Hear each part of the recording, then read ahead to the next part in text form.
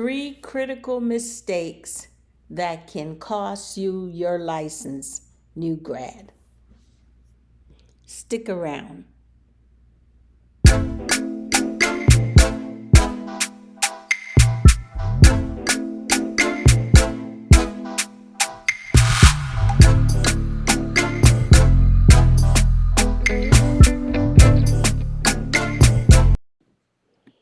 Number 1, medication error. Giving the wrong medication, the wrong time, the wrong patient, the wrong dose, and failing to check the identifier, such as date of birth and medical records number. Not the room number, not Miss Jones next to the window. Real identifier. And it's easier if they have the scanning. You can scan the patient identifier, scan the medication, and if you have the wrong medication, the computer will stop you. Insulin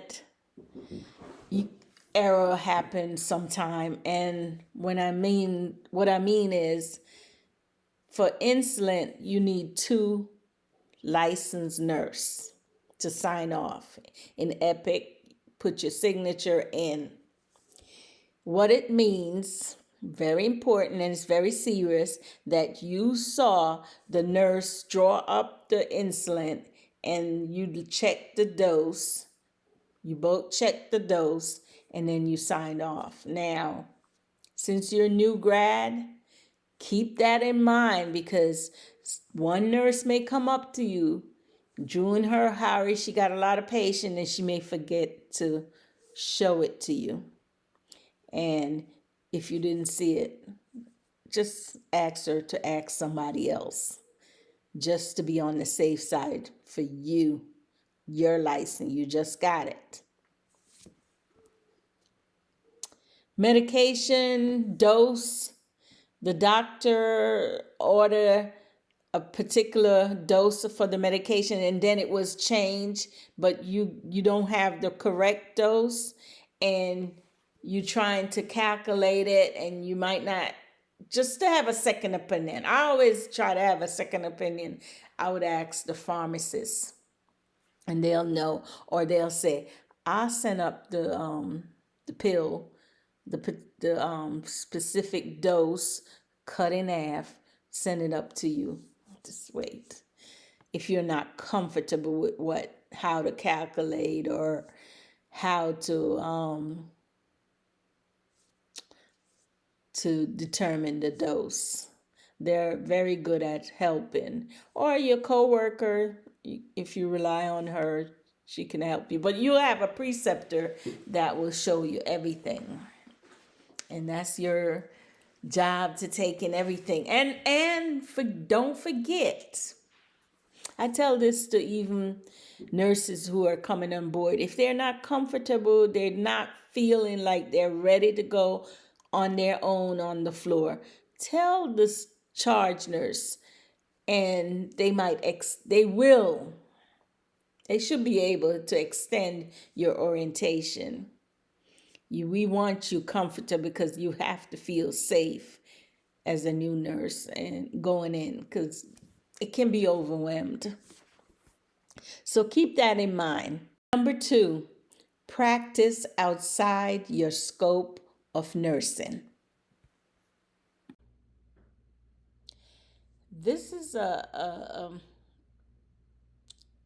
sometime the doctor may ask you to do something, and like a procedure, and he's busy, he doesn't really know what each nurse does, and he might say, just see you in passing, know that you're a nurse, and ask you to do a procedure.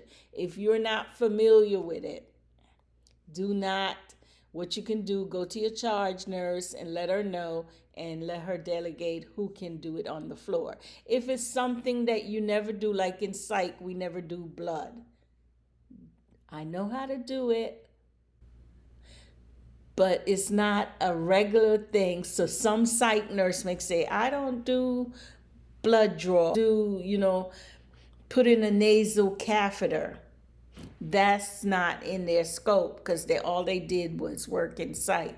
So the best thing to do is clarify with your charge nurse, and she'll know the appropriate way. Maybe the procedure is not even done on your unit and the doctor assumed. I have been in a situation on the floor that they wanted us to do things that med surge, it's supposed to be done in ICU. So be very careful of that. Practice outside of your scope. If you go ahead and do it, I know it, I know how to do it, and you do it, and something happened to the patient, you will see the board of nursing, and it might cost you a suspension, depending on the issue, or termination, suspension of your license. And that brings me to why you would proceed to do it anyway. One of the things that new grad have a problem with, that know-it-all attitude. And I hope I'm not offending anyone. The school train you to be a nurse. But when you get on the floor, the hospital is going to train you based on how they want their procedure done in their facility. So you'll get another set of training. Now, orientation will enforce what you have learned. Each hospital or facility has their own training for their specific units. So until you will be working on the floor, you'll be working under a preceptor. My advice is just accept the feedback, be a little humble, and open to embrace. And I'm saying it also with the experienced nurses. Open and embrace that this is a new nurse. We have to go slow. Even when I first, I might take a job, I have to go through orientation. I'm not going to say, I know this, I know that, I can do it. No, I want them to show me their way. So that's my advice. Just be a little humble and know that size in you. They're not being so critical of you. They want you to start off on the right foot. That's what I should say. Are you still with me? If you like this information, hit the like button. Hit the notification. Leave a comment. Let YouTube know that I exist. Documentation number 3, and that's a big one. Falsification in your charting records. Charting immediately is the way to go. And you have to do it that way, because sometimes we get busy, nurses, and you'll find you're a new nurse and you get overwhelmed and you forgot to chart. So now you're sitting down almost the end of your shift and you start charting, and maybe you had an incident. Maybe something happened. You needed to document why this patient didn't get her medication, and you forget. It's normal. We forget. But what happened is, when I sit down almost the end of the shift trying to chart, I don't remember what happened word for word, because we have to chart the facts. And it's all gone because I had so much things going on. So if I can just step away for a while and chart. If you have one of those roller cart with your computer, you can probably step outside in the hallway and start your charting. You can start the charting. You don't have to complete it. It's called defense charting. Cover your wazoo. Protect yourself from lawsuit and possible your license get taken away. So how do we do it? We document if the patient refused the medication. That's a big one. How many times? You attempt 3 times. You might have to call the doctor. Doctor, you said this is a medication that the patient really needs, but he's been refusing it. Although you document, if you look at the chart, seems like the patient been refusing for days this particular medication, and the doctor may not get a chance. He may think that the patient is getting the medication. You might be the nurse coming on. You might say, look at the history that the patient continued to refuse the medication. Pick up the phone, call the doctor. I know the doctor can scare you as a new nurse. Impress him. Call him and say, this patient has been refusing the meds for so many days, for a whole week. Do you want us to continue to give it to him, or he may want to make a change medication? He may want to go talk to the patient. The patient said he didn't want it.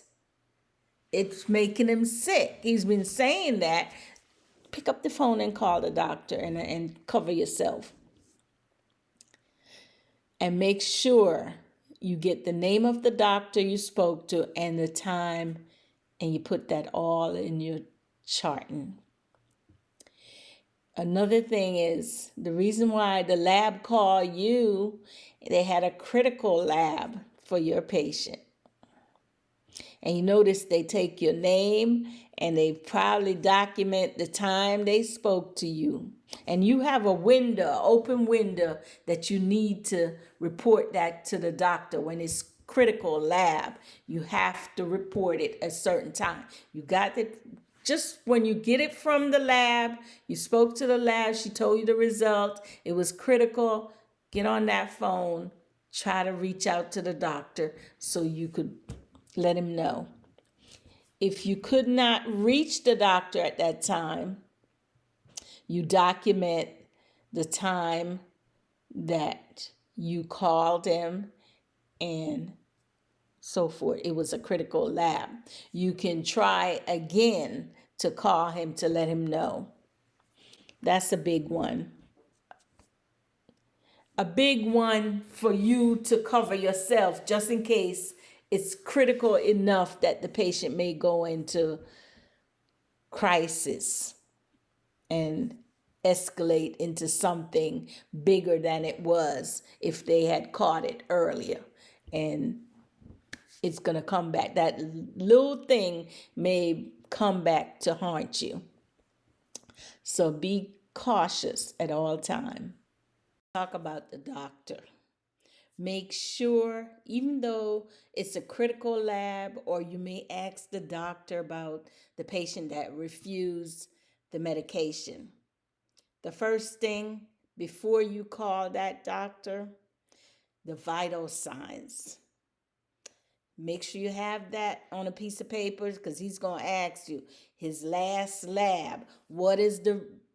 Pull up the lab on the computer if you're in Epic, because he's going to ask you lab values. What else he'll ask you? Is the patient have any allergy? All these things. And I think that's why people get intimidated. I get intimidated too. We all get intimidated. We all ask our peer can you call that doctor? Because they can come off that way. But if you stand up, be what you believe, and you're confident, you will come off somebody that he can respect. I throw that in, but we know. But these are things, if you don't have it and you say, just a minute, hold on, he may hang up in your face. So have those things so that he can tell you. And if he gives you an order, he doesn't want to go in the computer. Some doctors don't feel they need to write the orders in the computer. You can say, are you going to put it in, doctor? Or do you want me to put it in? I want him to put it in. But anyway, he might say, you do it. So he gives you the verbal, you read it back. They talk so fast, sometimes you can't understand what the doctor's saying. Don't let him hang up, because getting him back on the phone, that will frustrate him and get angry. Just say, I'm reading this back. This what you want? Think, Tylenol, 650 milligram, PRN times 1 dose. And if he said that's okay, if he find what you said was wrong, he'll change it. He'll say, but you got to do it quick, because he wants it quick.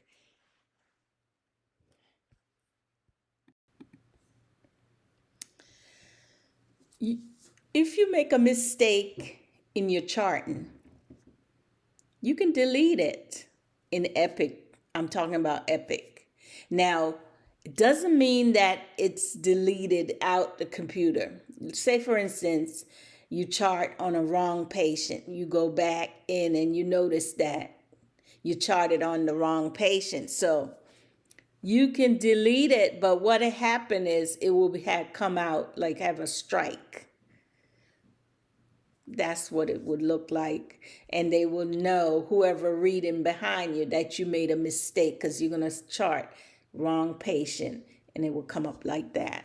So it's not really deleted. So, because you can't really delete it, because it's part of the medical records that goes to the court if something happened. That's why. But you can put a strike where they can read what you wrote. I have a bonus. Bonus is number 4. You graduate. Yay! Here's the scenario. Here's the situation. And it's very serious.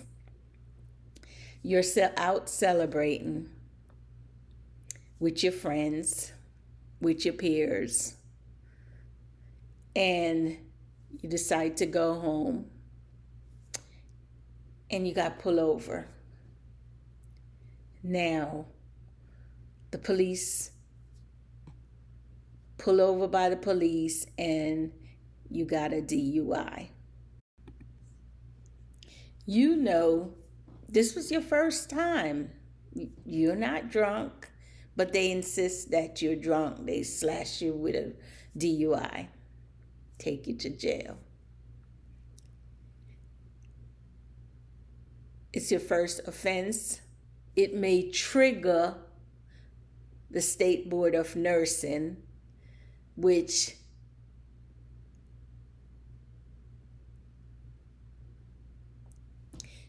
because it's a first offense,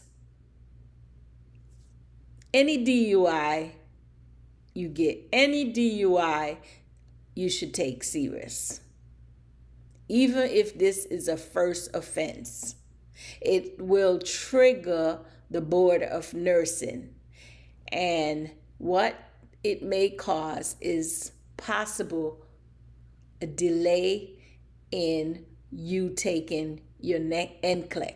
Because what they're going to do is check to make sure this DUI happened after you graduate. If you had a DUI while you were in school, the delay would be delay until that would straighten out. But now that you graduate, and for some odd reason, your first time out celebrating, and this happened to you,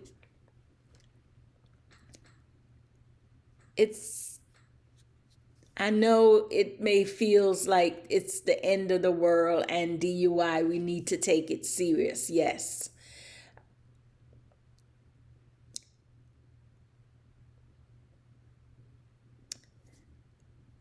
When you decide to take the NCLEX and you have the DUI on there, they would want to see. Cut that out. My advice is the case review based on each situation. Don't hide the conviction. If you went to court and you were convicted, don't hide it, because you're going to have to, they have to be aware of it. No, that brings us back to the falsification of records. Don't hide it, because they'll find it. Not getting a lawyer specifically for DUI, because if it's your first offense, it's not as, I don't want to say it's not serious, because you need to take it serious, but you need the lawyer because you didn't get the license yet. So you don't want to go in with someone that's going to let you lose the case or whatever. You want to get that license. But if you, it's a pattern with you after you have the license, that's a whole different ball game. But this was your first. But these are little things that, you know, you're so close to the goal. You work so hard and you're so close to the goal. And then sometime the enemy comes in and just take it away or want to take it away. Don't give up. Don't give up. If it's your first offense, pray. Don't give up. There is hope. With the right lawyer, you should be okay. Have a wonderful day or night in your county. Thank you.